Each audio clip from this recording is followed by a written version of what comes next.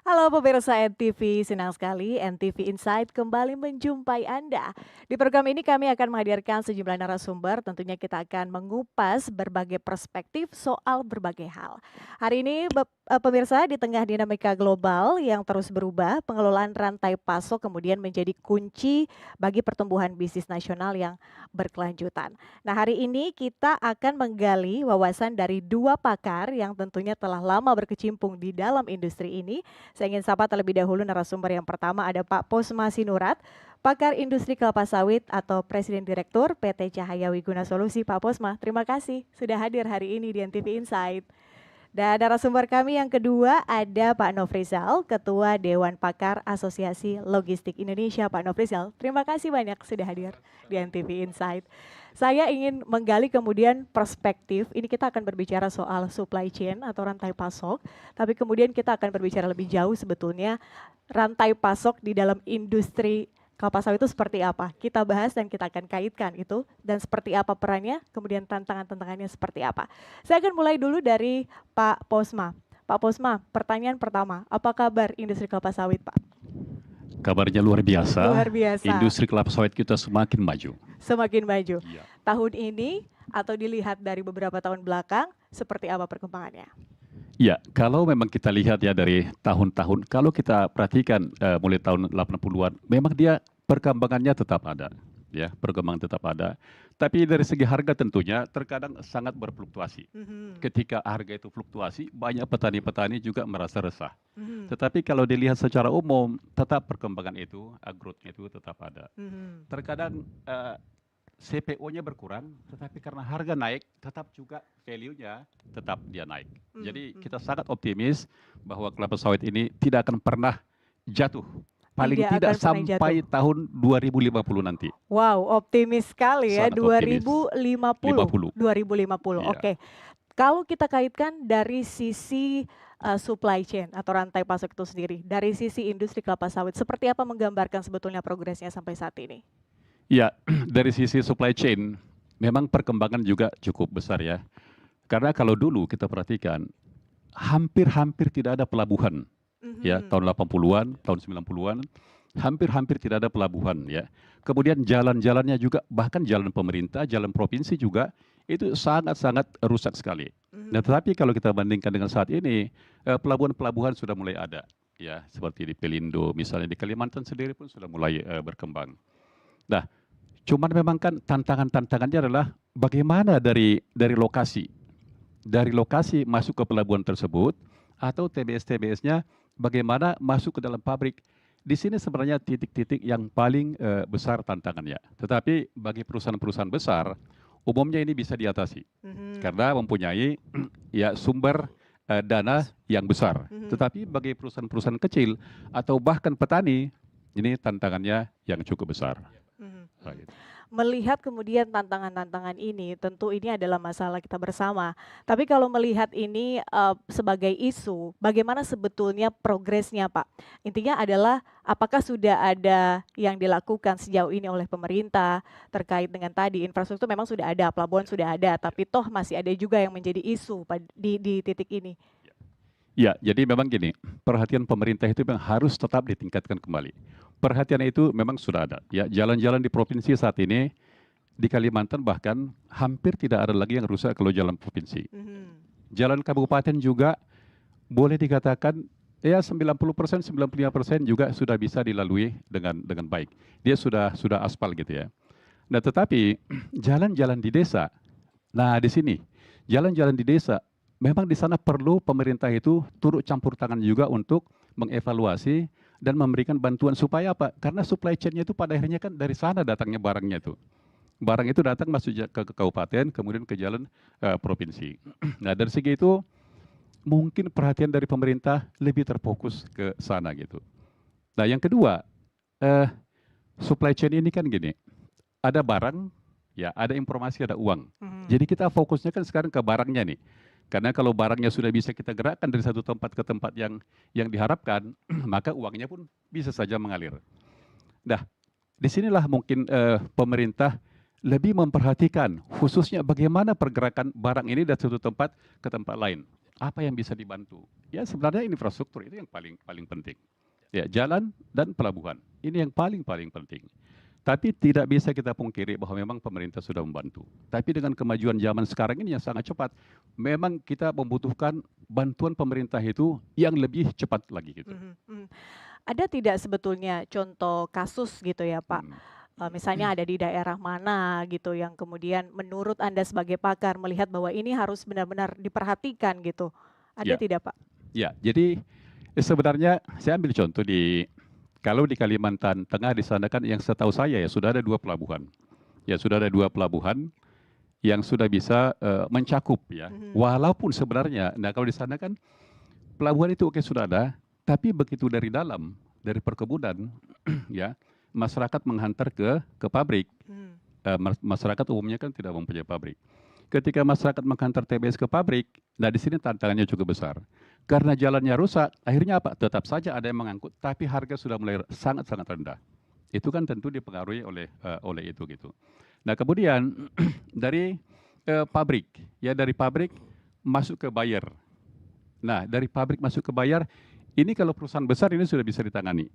Ya karena memang dana yang cukup besar. Karena dari pabrik itu, dari bulking station mereka sampai ke jalan kabupaten atau ke jalan provinsi, nah itu sudah mulai bisa ditangani. mhm, Walaupun ada perusahaan misalnya gini, khususnya perusahaan yang memang dia independen atau tidak mempunyai kebun sendiri. Mhm. Ini juga tantangannya kalau kita masuk Ya. seperti tidak ada pabrik di sana. mhm, Karena jalannya seperti jalan-jalan biasa saja gitu kan. Nah ketika mereka bawa CPO juga ini tantangan. Bahkan ada yang terguling.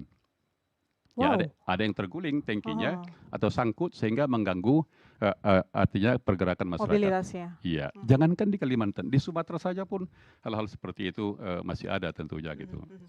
Meskipun sudah dilakukan tapi toh masih ada juga PR-PR yang harus dikerjakan ya Pak ya? Iya, tetap Heeh. masih ada PR-PR yang harus dikerjakan. Mhm, mhm. Oke, kita berikan gambaran dulu kepada pemirsa sebetulnya soal industri kelapa sawit sejauh ini seperti apa. Saya ingin minta tanggapan Pak Nofrizal. Kita sudah dengarkan tadi sebetulnya memang Siap. sudah ada solusinya sebenarnya dari pemerintah, tapi Ya. toh masih ada isu soal itu. Tapi saya ingin Pak Nofrizal untuk menggambarkan sebetulnya eh, gambaran atau memberi gambaran dulu industri atau sektor logistik kita Hmm. sebetulnya seperti apa sih Pak sejauh ini? Ya, baik. Terima kasih Mbak Patricia. Saya kira kesempatan ini baik sekali ya bagi kita untuk membicarakan ini karena memang kalau kita bicara supply chain ataupun logistik sebenarnya itu lahir dari sebuah asumsi bahwa kita tuh nggak mungkin ngerjain sesuatu semua itu sendirian. Mhm, Kita butuh kolaborasi, kita butuh partnership, kita butuh bagaimana membangun istilahnya itu supply chain members itu well connected antara satu dengan yang lain.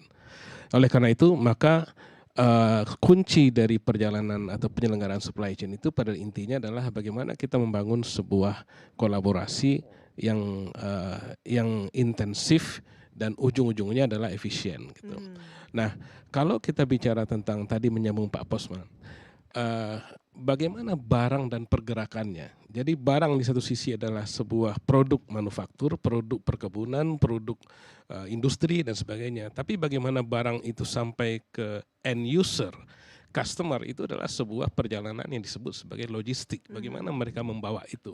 Nah, hari ini sebenarnya logistik kita isunya kan yang paling sering digembar-gemborkan adalah kita logistiknya mahal, tidak efisien gitu. Nah itu yang mungkin kita coba telaah lebih jauh gitu ya, ketidakefisiennya itu ada di mana. Kalau saya melihat dari perjalanan secara keseluruhan logistik kita sudah cukup maju dan sudah cukup banyak infrastruktur yang kita bangun. Hanya barangkali sedikit masukan kepada semua pihak gitu ya bahwa infrastruktur yang kita bangun itu logikanya harus menambah kapasitas kita, mhm, menambah produktivitas kita, menambah resources kita. Oleh karena itu kalau ada tambahan kapasitas, tambahan resources, tambahan kekuatan lah gitu ya, harusnya membuat lebih efisien. mhm. Jangan membuat lebih mahal.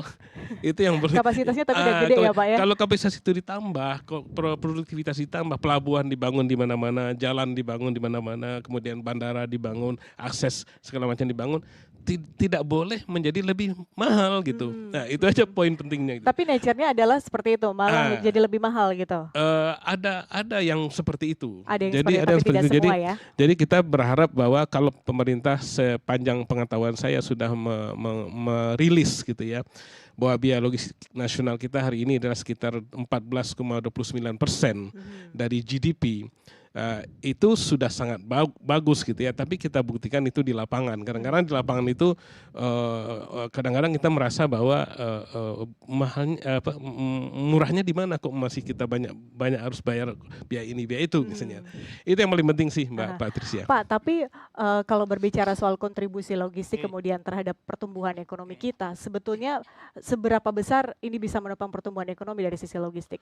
Oh, sebenarnya kalau kita melihat jadi kalau kita melihat perjalanan barang gitu ya, maka kita melihat bahwa cost of production sampai distribution dari perjalanan sebuah barang itu bisa berkisar antara sampai 18 sampai 22% gitu kontribusinya. Jadi kalau itu bisa kita lakukan dengan efisien misalnya, itu sangat baik sekali. Jadi kalau misalnya kita bicara dari moda transportasi lah atau aktivitas logistik lah, transportation itu menyumbang paling besar terhadap cost. Nah, kalau kita bisa menghemat atau kita bisa memanage transportation kita dengan lebih baik, termasuk baik transportasi darat, laut, udara, ataupun konektivitas antar moda dari transportasi itu bisa kita manage yang lebih baik, maka dia akan menurunkan cost yang sangat besar dan itu pengaruhnya sangat tinggi terhadap perekonomian gitu. Jadi oleh karena itu kita berharap sih bahwa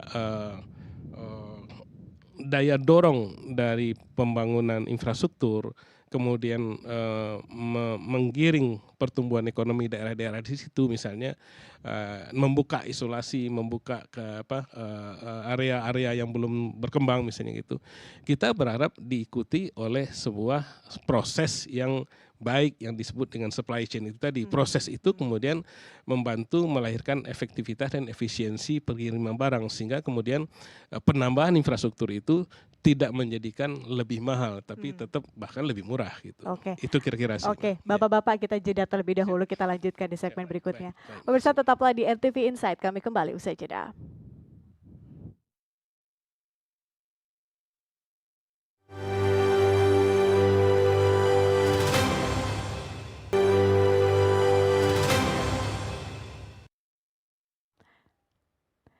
Terima kasih Anda masih bergabung di NTV Insight bersama saya Patricia Mapalgei. Kita lanjutkan perbincangan kita, saya ingin ke Pak Posma terlebih dahulu. Pak Posma, dengar-dengar katanya biaya di industri kelapa sawit itu 60% itu ada di logistik ya Pak? Ya, terima kasih. Oke, tes 1, 2, ya. Jadi memang gini, biaya di logistik itu tergantung memang dari mana kita menghitungnya. Ya, kalau yang dimaksud dengan logistik itu murni hanya misalnya perpindahan barang transportasi di darat maupun di laut sampai ke pembeli dan juga mungkin pergudangan, dan ini kan termasuk salah satu bagian daripada logistik. Mungkin tidak setinggi itu, tapi yang 60% itu adalah sudah termasuk itu pupuk, ya, karena pupuk itu kan kontribusi yang paling besar di dunia perkebunan, ya pestisida, itu memang itu sekitar 60% kalau tergolong dengan itu termasuk dengan pestisida dan juga pupuknya. Tapi kalau murni khusus transportasi di logistik saja untuk pengalaman saya sekitar 15 bahkan ada sampai 20%. 20%. 20%. Bayangkan kalau satu pabrik misalnya dibandingkan pabrik yang satu dengan pabrik yang lain, dia punya pelabuhan. Nah di sini ternyata mengangkutnya pakai darat. Kalau pelabuhan dulu sekitar 10 tahun yang lalu hanya sekitar 27 rupiah per kilogram sudah sampai ke Jakarta. Tapi ketika kita menggunakan dari darat sampai ke pelabuhan itu saja sudah 300 rupiah. Nah begitu luar biasa perbedaannya. Jadi makanya itu biaya logistik itu tergantung memang seberapa jauh kita akan memindahkan barang tersebut, tergantung seberapa bagus infrastruktur jalannya.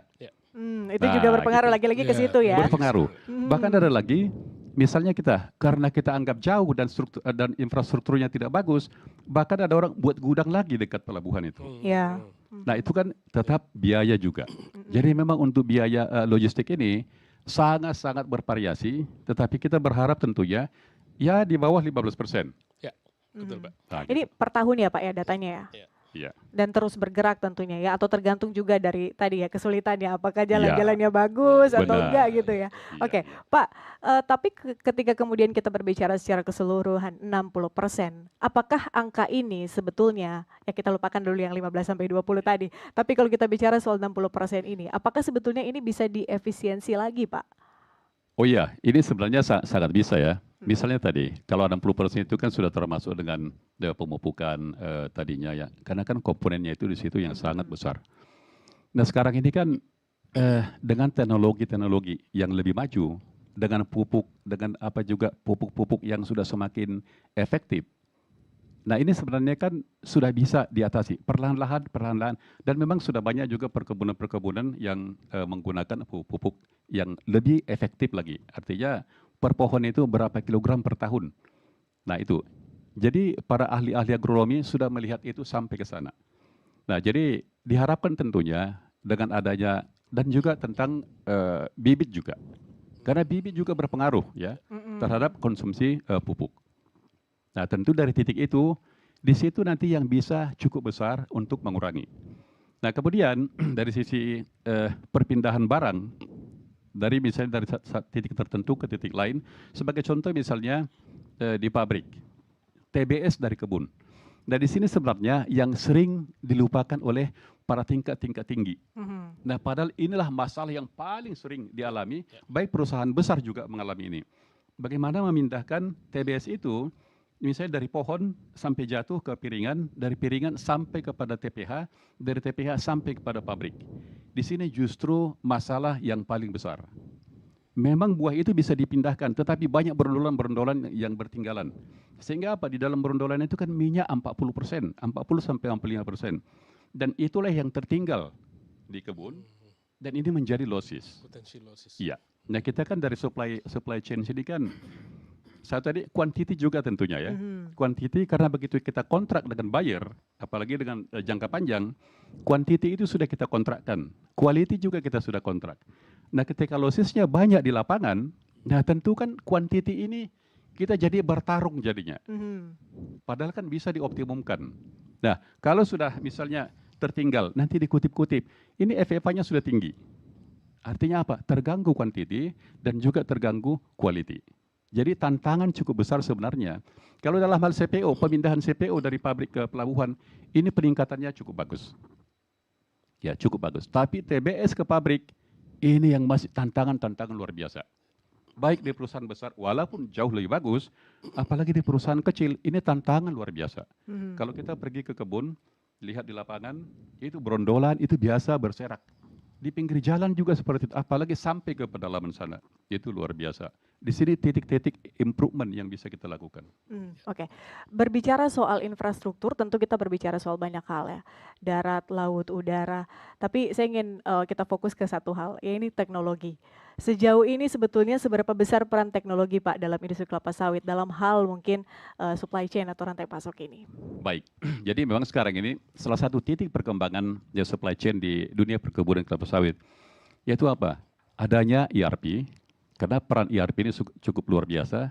Adanya juga IoT, ya Internet of Things, dan bahkan sekarang sudah masuk ke AI. Nah dengan adanya teknologi ini, ya jadi mereka bisa terintegrasi. Mulai dari A sampai Z sudah bisa diintegrasikan dengan menggunakan ERP. Sehingga apa? Itu mampu ditelusuri dengan cepat.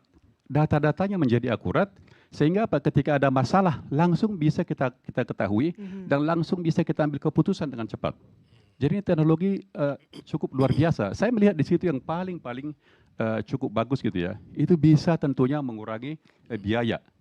Karena apa? Problem yang selama ini ada sulit dideteksi. Dan problem itu ada tetapi tidak terselesaikan. Dan tidak bisa diekspos apa masalahnya. Kita alami tapi kita tidak tahu apa problemnya gitu. Dengan ERP, dengan teknologi, bisa langsung serta-merta kita lihat, oh ini kenapa merah.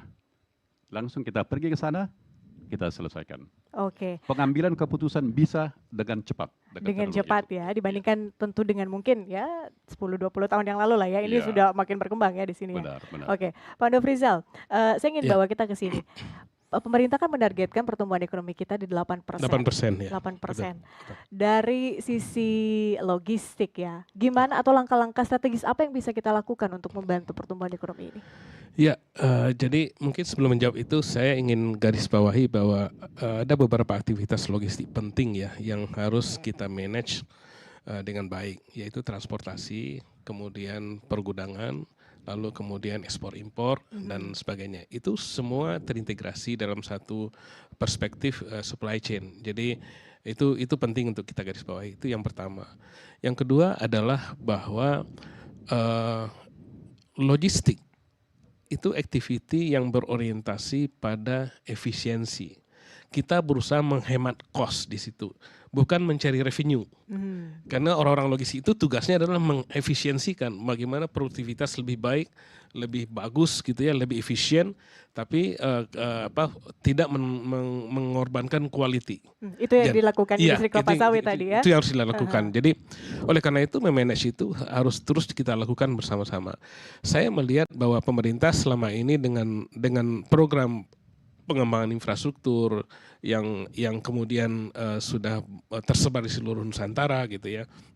Kita melihat bahwa kita masih ada beberapa PR tentang intermodal transportation system. Jadi kita ingin ada konektivitas antara darat, laut, udara, kereta api misalnya gitu ya.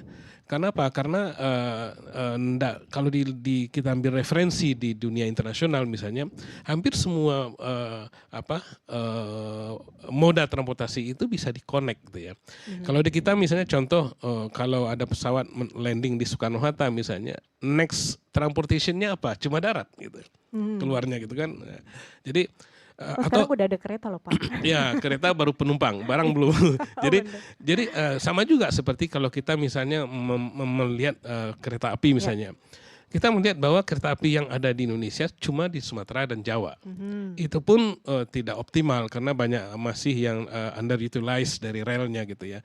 Dan itu mostly baru lebih banyak untuk penumpang, bukan untuk barang. Jadi kalau itu bisa kita tingkatkan terus-menerus, barangkali kendala-kendala geografis atau kendala-kendala alam misalnya seperti di Kalimantan itu bisa diatasi dengan fasilitas transportasi yang lebih modern misalnya gitu. Nah, kalau itu dicapai, saya kira pertumbuhan ekonomi itu kan berujung kepada efisiensi yang tinggi dan tentu saja harga jual kita di domestik maupun global bisa kita tingkatkan dengan lebih baik. Jadi saya kira kemudian menyambung dari Pak Posma tadi, mungkin sedikit nambah bahwa ada 5 key success factor di dalam logistik itu. Satu, teknologi yang tadi kita bicarakan. Teknologi itu apa sih Mbak? Adalah alat untuk mempermudah. Kalau mempersulit berarti teknologinya salah. Jadi bukan teknologi kalau bukan gitu. teknologi kalau gitu. Teknologi itu adalah alat untuk mempermudah dan hari ini yang mempermudah itu adalah digitalisasi gitu. Itu yang hari ini. Yang kedua adalah partnership. Kita butuh kerjasama yang benar dengan semua pihak gitu ya. Yang ketiga adalah jaringan network. Itu penting dalam dunia logistik. Yang keempat adalah operational excellence ya. Jadi efisiensi yang terus-menerus kita lakukan. Terakhir yang paling utama adalah people. Jadi orang yang mengerti logistik itu perlu kita didik. Jadi jangan mengandalkan hanya logika berpikir saja mengelola truk, mengelola warehouse, mengelola segala macam itu. Jadi kita perlu men-set orang untuk bisa men-training dengan lebih baik begitu. Itu saya kira. Jadi kami percaya bahwa pertumbuhan 8% itu karena kami di dunia logistik juga pernah menghitung angka itu mirip sama. Bahwa kita juga melihat begitu pertumbuhan ekonomi tinggi 8%, logistik itu juga bergerak sama. Kenapa? Karena pertumbuhan ekonomi itu kan direpresentasikan oleh produk domestik bruto kan, ada barangnya kan. Nah logistik itu nggak ada kalau nggak ada barang, itu pasti. Tapi begitu barangnya bergerak maka logistik pasti bergerak. Jadi, nah hanya mungkin tadi menggarisbawahi diskusi kita di awal bahwa tiap industri nggak sama struktur cost logistiknya. Ya, jadi kalau misalnya tadi Pak Posma menyebut antara sekitar 15%-an gitu ya, di fast moving consumer goods industry itu cuma 4-7%. Wow. Nah, jadi lebih kecil lagi gitu. Tapi di yang lain lebih besar lagi gitu. Jadi nggak sama. Jadi kita nggak bisa menjadikan itu sebagai satu sama rata. Saya kira gitu Mbak Patricia. Oke, baik. Bapak-bapak kita masih akan bahas soal ini tentu selanjutnya Siap. di segmen berikut. Kita Siap. harus jeda terlebih dahulu. Siap. Pemirsa NTV Insight akan kembali usai jeda.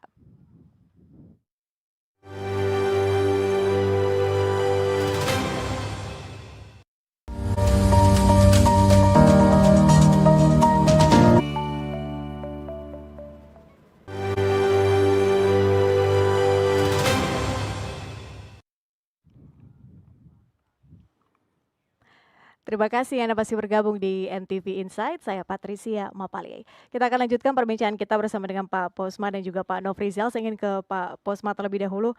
Pak, Indonesia adalah salah satu negara dengan kebun sawit terluas di dunia, Pak. Tapi rasa-rasanya kita tuh cuma jadi price taker sebetulnya, Pak.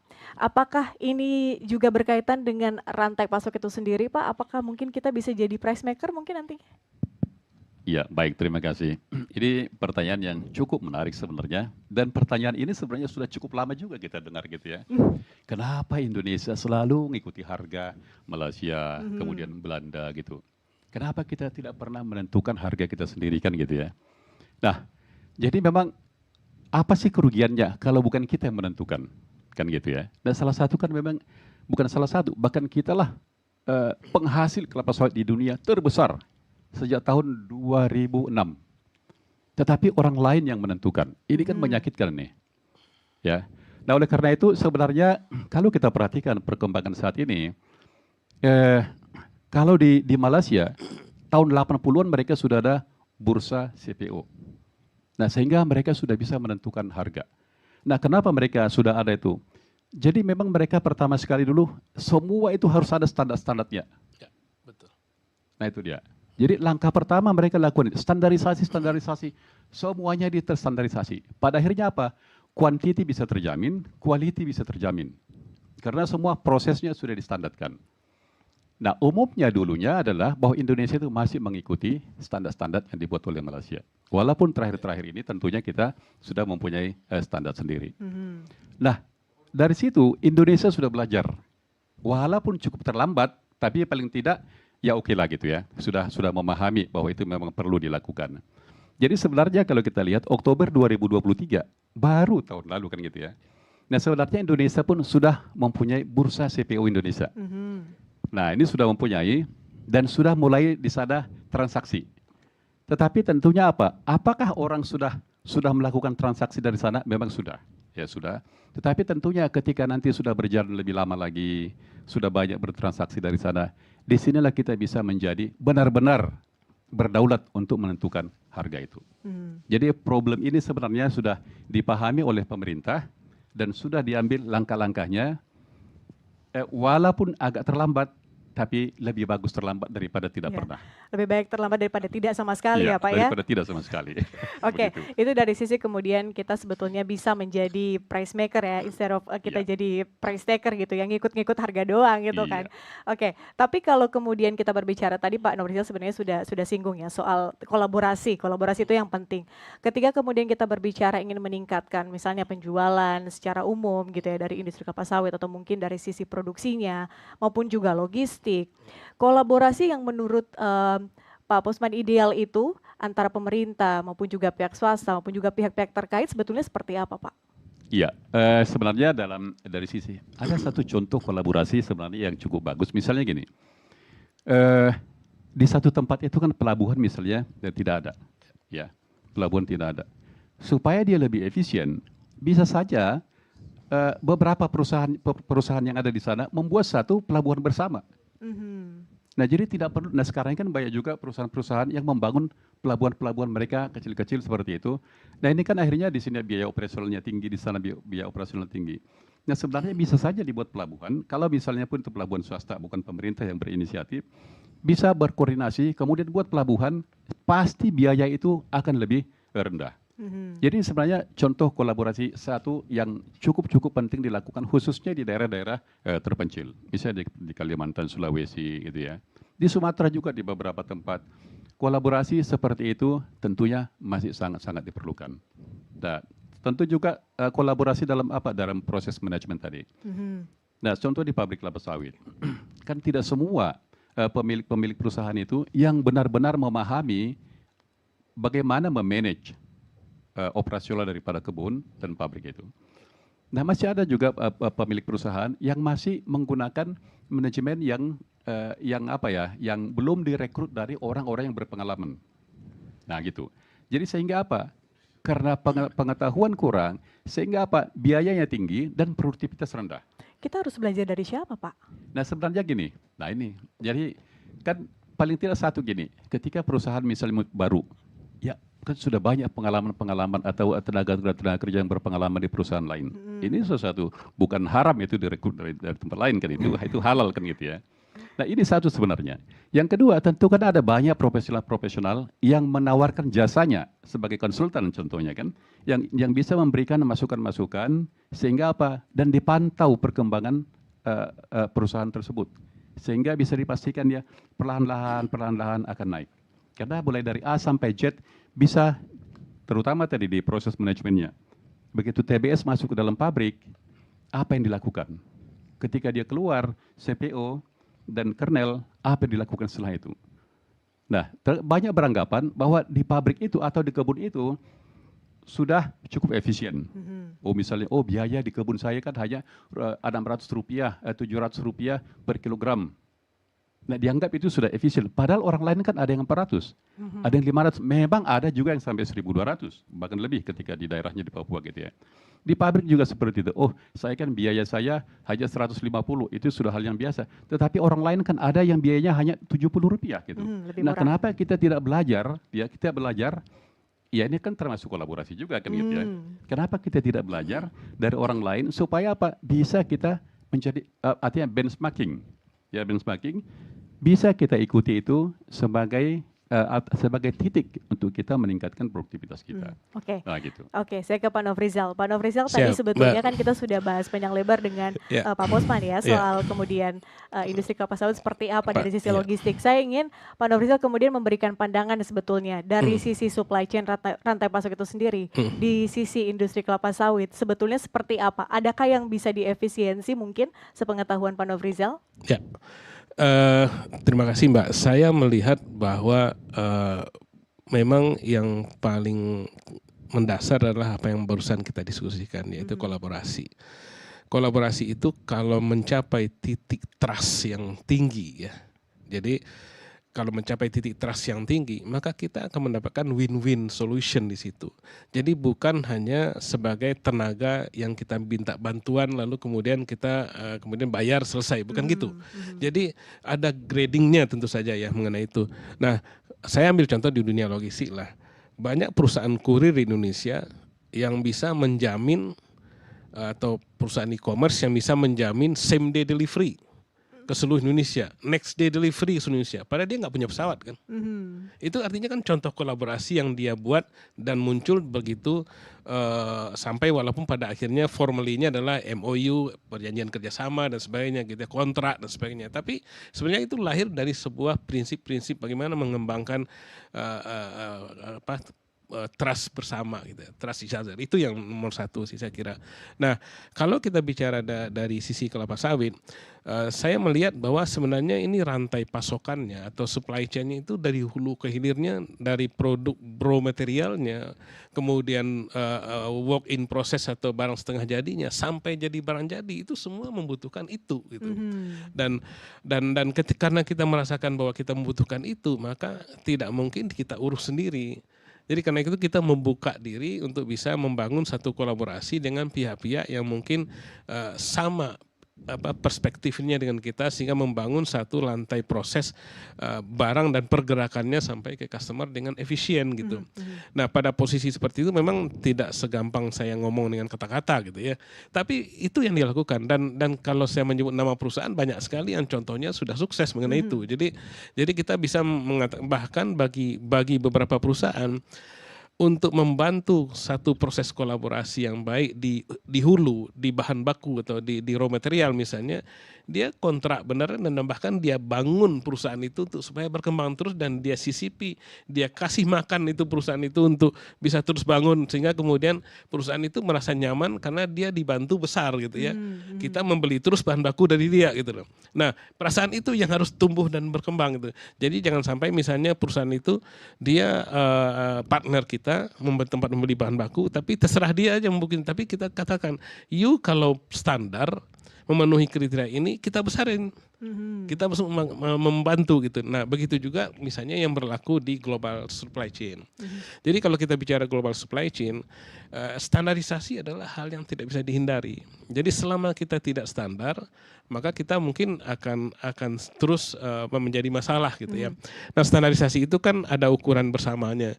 Jadi dan biasanya kembali ke tadi, biasanya tidak bisa kita penuhi kalau kita tidak mensupport dengan tadi 5 key success factor itu tadi. Jadi itu kira-kira Pak. Baik, Ya. Pak Nofrizal, satu lagi terakhir. Siap. Mohon dijawab dengan singkat Pak, Siap. waktu kita sangat terbatas. Siap. Apa harapan Anda tentunya dari semua pihak ya, pemerintah maupun juga swasta maupun juga pihak terkait dalam hal logistik Indonesia ini? Apa yang ingin Anda sampaikan dalam forum ini?